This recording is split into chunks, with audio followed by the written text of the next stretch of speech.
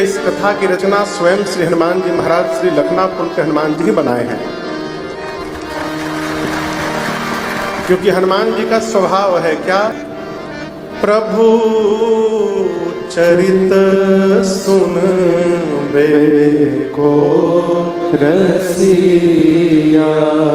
सामान्यतः मनुष्य, हम और आप श्री हनुमान जी महाराज के सन्मुख बैठ करके सुंदर कांड की कथा सुनाते हैं। किस कांड की? सुंदर कांड की। अच्छी बात, पढ़ना चाहिए, परंतु आपसे निवेदन करूं, श्री हनुमान जी केवल सुंदर कांड की कथा सुनने के रसिया नहीं है। प्रभु चरित सुनबे को रसिया। क्यों रसिया है?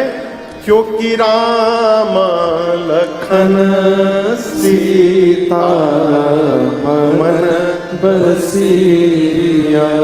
श्री हनुमान जी के हृदय में सर्वकाल श्री सीताराम लक्ष्मण जी विराजमान रहते हैं। अस्तु श्री हनुमान जी केवल और केवल प्रभु का चरित्र सुनने के आदी हैं। और राम जी का चरित्र सुंदर कांड नहीं है, राम जी का चरित्र बाल कांड से लेकर उत्तर कांड है, संपूर्ण श्री रामचरितमानस।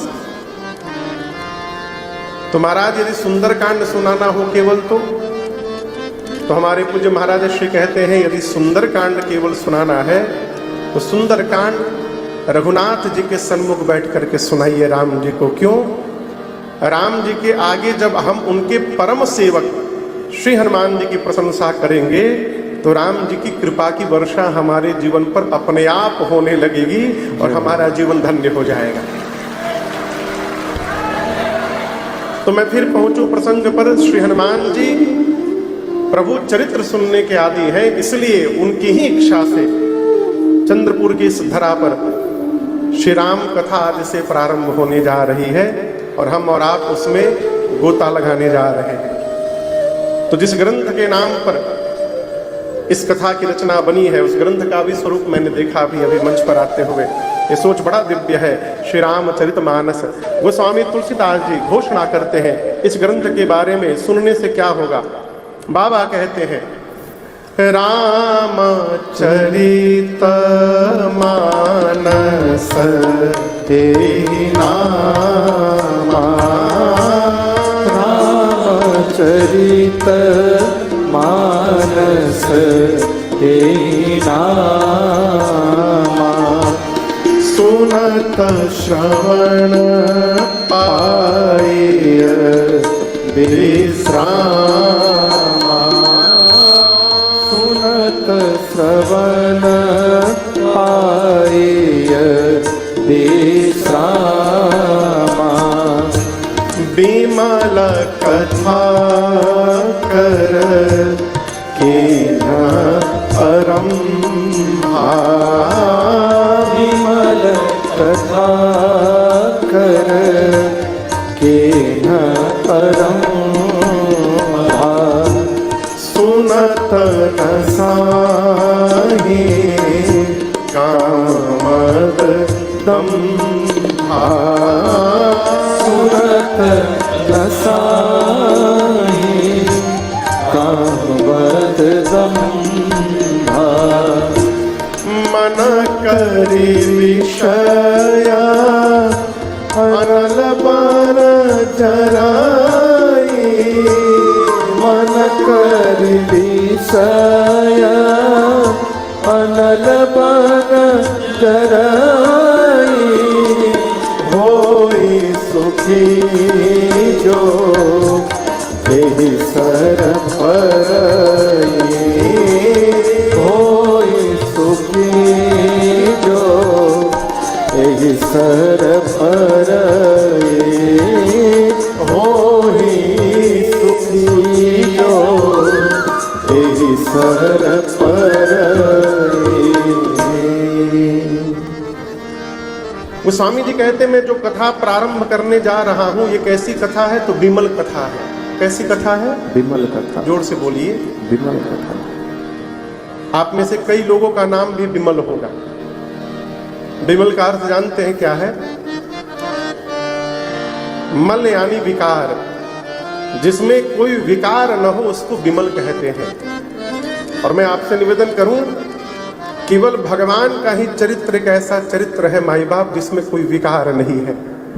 भगवान की ही कथा एक ऐसी कथा है जिसमें कोई विकार नहीं है, अन्यथा जीव की कथा विकार युक्त ही होती है।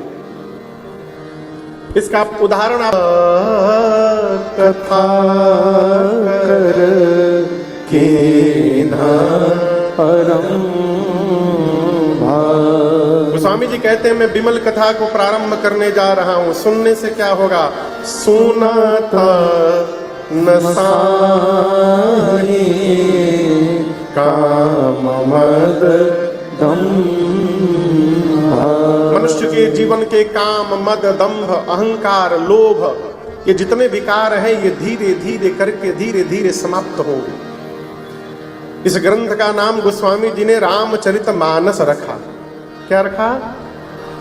सामान्य भाषा में हम और आप रामायण रामायण कहते हैं, परंतु ये रामचरितमानस है। इसके पीछे भी कारण है। गोस्वामी जी इस बात की घोषणा करते कि रचना मैंने नहीं की है। आपको मैं एक बात बताऊं, गोस्वामी श्री तुलसीदास जी महाराज काशी जी में रहते थे, परंतु जब शौच करने जाते थे तो काशी की भूमि पर शौच नहीं करते थे। शौच समझ रहे हैं ना? प्रातः काल हम लोग जो फ्रेश होते हैं, गोस्वामी जी लोटा में पानी लेकर गंगा को पार करके, जो मुगल सराय वाला एरिया है, गंगा पार करके अब बालू की रेता में उधर जाते थे शौच करने नित्य। और लौटते समय लोटे में जो जल बचा रहता था, उसी बालू पर एक जामुन का वृक्ष था, उसकी जड़ में वो पानी डाल दिया करते थे नित्य। इतना पानी गोस्वामी जी ने डाल दिया उस वृक्ष के जड़ में। उस वृक्ष पर एक ब्रह्म राक्षस रहता था और उस गोस्वामी जी के दिए गए जल को पी पी कर वो ब्रह्म राक्षस तृप्त हो गया और एक दिन प्रसन्न होकर उसने गोस्वामी जी को दर्शन दिया। बोला कि मैं आपसे बहुत प्रसन्न हूं, मुझे आपने तृप्त किया है, बताइए क्या चाहिए। तो गोस्वामी जी बोले मैं अपने प्रभु का दर्शन करना चाहता हूं, रघुनाथ जी का। उस प्रेत ने कहा कि मेरी तो इतनी क्षमता नहीं है कि मैं आपको राम जी का दर्शन करा सकूं। हाँ, जो राम जी का दर्शन करा सकते हैं उनका पता बता सकता हूं आपको। बोले कौन? तो श्री हनुमान जी महाराज से मिलवा सकता हूं। गोस्वामी जी बोले उनसे मैं कैसे मिलूंगा? तो हनुमान जी बोले कि कहीं भी यदि कथा चल रही हो तो वहां जाकर दर्शन करिए कि कथा में सबसे पहले कौन आ रहा है और सबसे अंत में कौन पांडाल से जा रहा है। जो सबसे पहले आकर सबसे अंत में जाए वो हनुमान जी को छोड़कर दूसरा कोई नहीं हो सकता है, वो स्वयं श्री हनुमान जी हैं।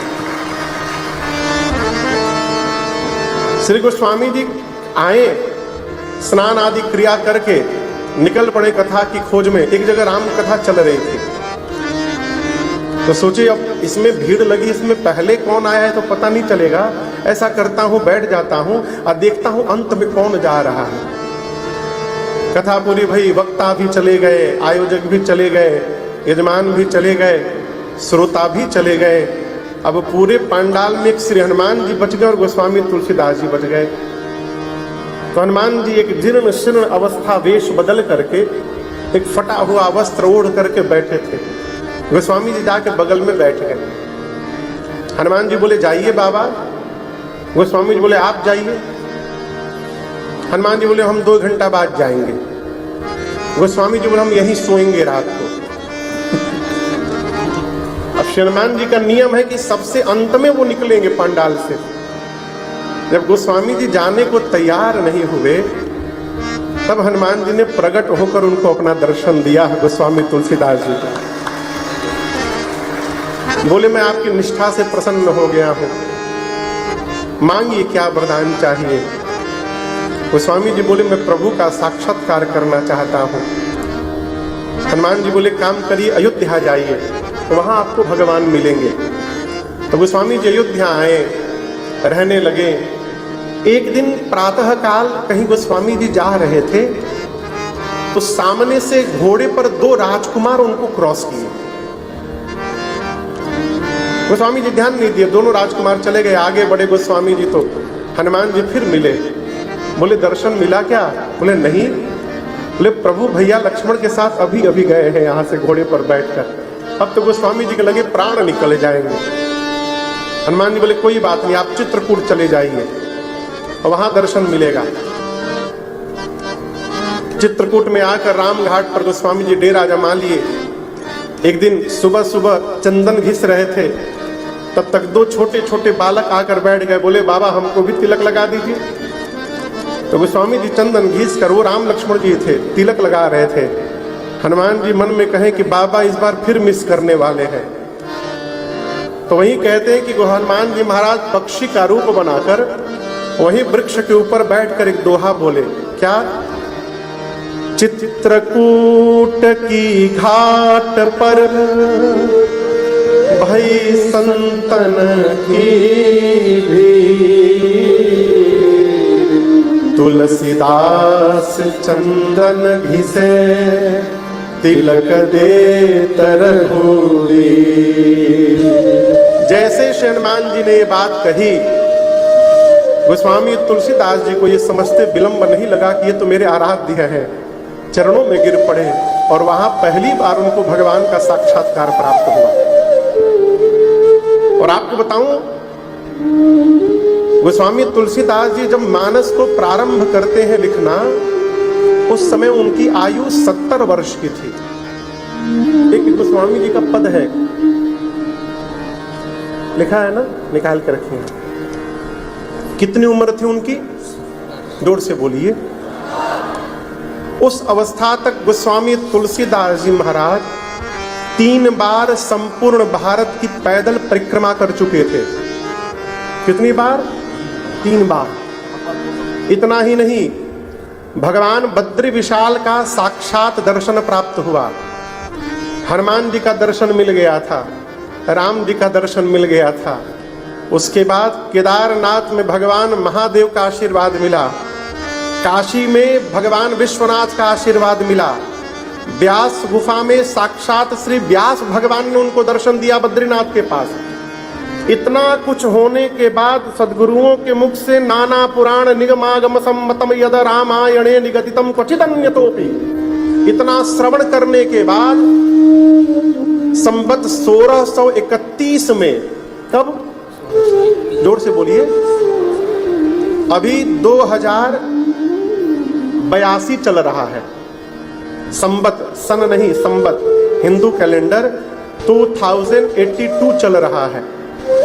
1631 में, आज से 451 वर्ष पहले, ठीक 451 साल पहले, रामनवमी के दिन अयोध्या की धरती पर बैठकर जिस दिन परमात्मा अवतार लेते थे, उसी दिन में 12 बजे गोस्वामी तुलसीदास जी ने रामचरितमानस को लिखना प्रारंभ किया।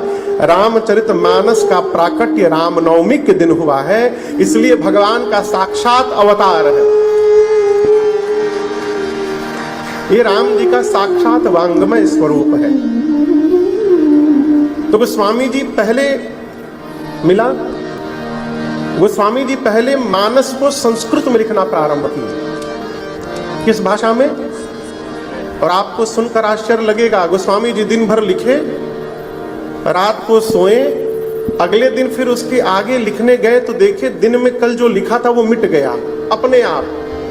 भोजपत्र पे लिखते थे गोस्वामी जी, भोजपत्र पर।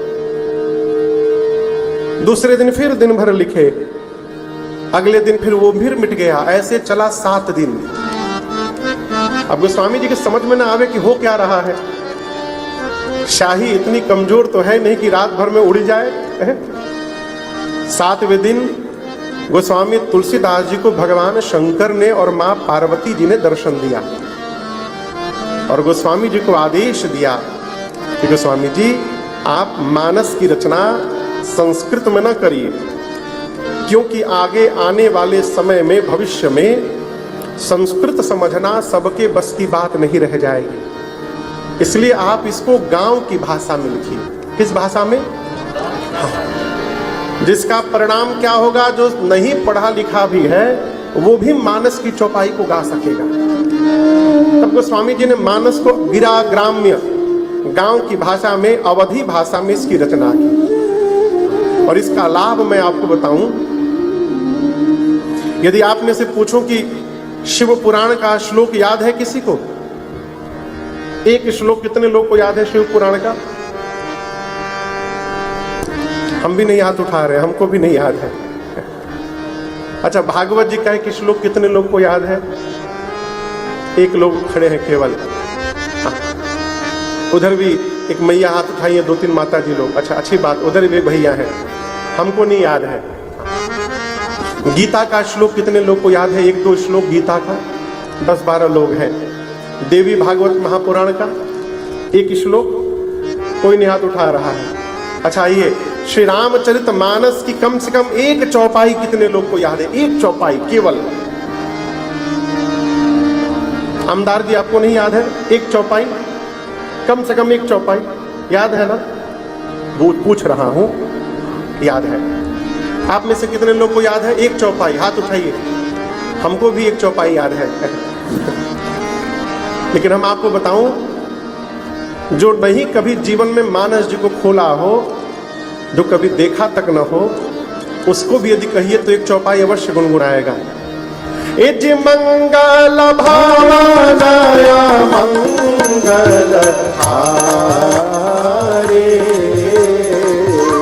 मंगल भावनया मंगल हारे, प्रभु सुदशरथ अजीर बिहारी, प्रभु सुदशरथ अजीर बिहारी,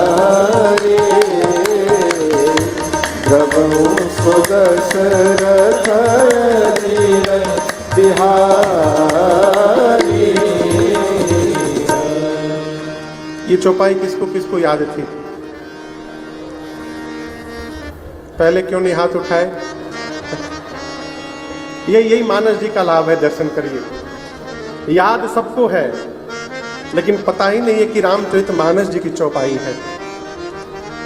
हम और आप जो दोहा पढ़ते हैं, श्री गुरु चरण सरोज निज मन मुकुर सुधार, बरनौ रघुवर विमल जस, जो दायक फल चार।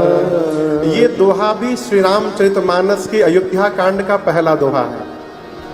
ये हनुमान चालीसा का दोहा नहीं है, ये रामचरितमानस के अयोध्या कांड का प्रथम दोहा है। यहां से उठा करके वहां जोड़ दिया गया। गोस्वामी जी को भगवान शंकर ने कहा, आप गिरा ग्राम्य भाषा में लिखिए। गोस्वामी जी ने अवधि में मानस को पूर्ण किया। और आपको बताऊं, जब पूरा करके गोस्वामी जी मानस जी को लेकर काशी जी में पहुंचे। काशी जी जानते हैं ना आप लोग? बोलिए हाँ। तो उस समय काशी के जो विद्वान पंडित लोग थे, वो इस मानस के विरोध में खड़े हो गए। बोलिए, ग्रंथ तो हो ही नहीं सकता, ये तो गांव की भाषा में लिखा गया है, ग्रंथ संस्कृत में होता है, ये ग्रंथ नहीं है। गोस्वामी जी बोले, मैंने लिखा नहीं है, भगवान विश्वनाथ लिखवाया है मुझसे बोल करके, मैंने अपने मन से नहीं लिखा है, तो बाबा ने लिखवाया है। पंडित बोले, हम मानेंगे नहीं। तो उस समय के एक बहुत बड़े विरक्त सन्यासी महात्मा थे काशी में, बहुत विद्वान। पंडितों ने कहा कि अगर वो कह देंगे तो हम लोग इसको ग्रंथ स्वीकार कर लेंगे। तो गोस्वामी जी गए, प्रति लेकर सभी लोग उस विद्वान महापुरुष के पास काशी गए। उन्होंने प्रति रखी और पूरे मानस जी को उन्होंने पढ़ा। और पढ़ने के बाद जो विरोध कर रहे थे पंडित, उनको बुलाकर बोले, देखिए, श्री रामचरित मानस यदि गोस्वामी तुलसीदास जी महाराज तुलसी का पौधा है, उन्होंने उपमा क्या दी पढ़ने के बाद? गोस्वामी तुलसीदास जी यदि तुलसी के पौधा है, तो जिस प्रकार पौधे पर मंजरी होती है ना, मंजरी, तुलसी पर मंजरी लगी है, दर्शन करिए। बोले, यदि गोस्वामी जी तुलसी के वृक्ष पौधा है, तो उस गोस्वामी तुलसीदास जी रूपी तुलसी के पौधे पर ये श्री रामचरितमानस मंजरी के समान है, जिस पर भगत रूपी भंवरे सदैव मंडराते रहेंगे। उन्होंने प्रमाणित कर दिया ग्रंथ है। इस पर भी विद्वानों को भरोसा नहीं हुआ। विद्वान बोले नहीं नहीं, सन्यासी सन्यासी आपन आपन पार्टी बना के एक दल हो गए ये लोग, हम नहीं मानेंगे, विश्वनाथ जी कहेंगे तो मान लेंगे। तो गोस्वामी जी बोले ठीक है। तो जो काशी विश्वनाथ जी का मंदिर है, उसी मंदिर के गर्भगृह में सबसे नीचे पंडितों ने रामचरितमानस को रखा। उसके ऊपर 18 पुराण रखे, 4 वेद रखे, और रखने के बाद मंदिर के पट को रात में बंद कर दिया गया। सारे विरोध करने वाले पंडित वहीं बैठे रहे, कहीं गोस्वामी जी रात में कहीं हेर फेर न कर दे कुछ। अब गोस्वामी जी कोने में बैठकर रात भर रोते रहे और एक ही बात कहते थे, बाबा राखो लाज हमारी। बाबा गोस्वामी तुलसीदास जी रोते रहे। और आपको बताऊं, जब मंगला आरती करने के लिए रात को 2 बजे मंदिर का पट खोला गया, तो पंडितों ने, अर्चकों ने क्या देखा कि जिस रामचरितमानस को सबसे नीचे रखा गया था, वो रामचरितमानस सबसे ऊपर रखे हुए थे। और ये कोई मनगढ़ंत कहानी नहीं है, ये सत्य घटना है। सबसे ऊपर मानस जी की प्रति थी, और केवल प्रति नहीं थी, उस मानस के प्रति के प्रथम पृष्ठ पर भगवान विश्वनाथ का हस्ताक्षर था।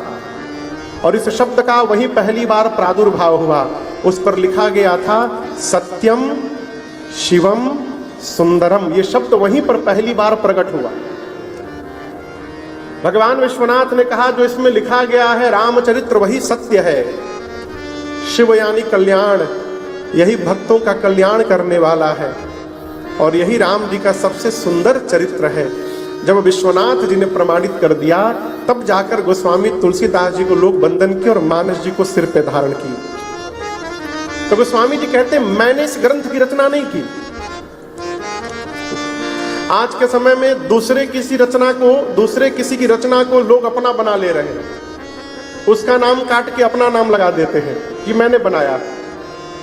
अब गोस्वामी तुलसीदास जी घोषणा करते हैं कि मैंने इसकी रचना नहीं की। किसने की?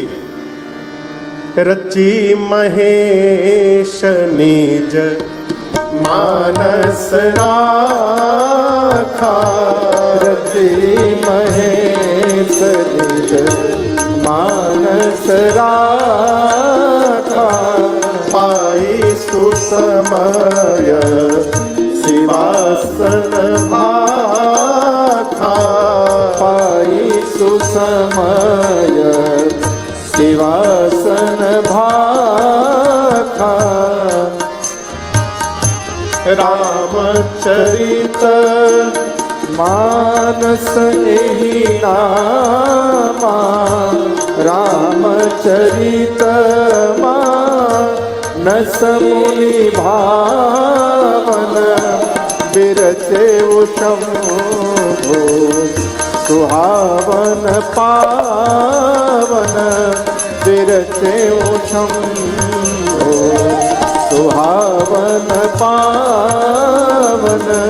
बिरचे शंभो सुहावन पावन। स्वामी जी कहते रामचरित मानस एहि नामा। इस ग्रंथ की रचना भगवान शंकर ने की। रचि महेश निज मानस राखा। पाई सुसमय शिवासन भाखा। ताते रामचरित मानस बर। धरे नाम ही अहेरि हरसि हर। गोस्वामी जी कहते हैं कि मैं उस ग्रंथ को लिखने जा रहा हूं, उस चरित्र को लिखने जा रहा हूं, राम जी का चरित्र। कौन चरित्र? जो रामचरित्र शिव जी के मानस से प्रकट हुआ। मानस यानी मन, मानस यानी बोलिए मन।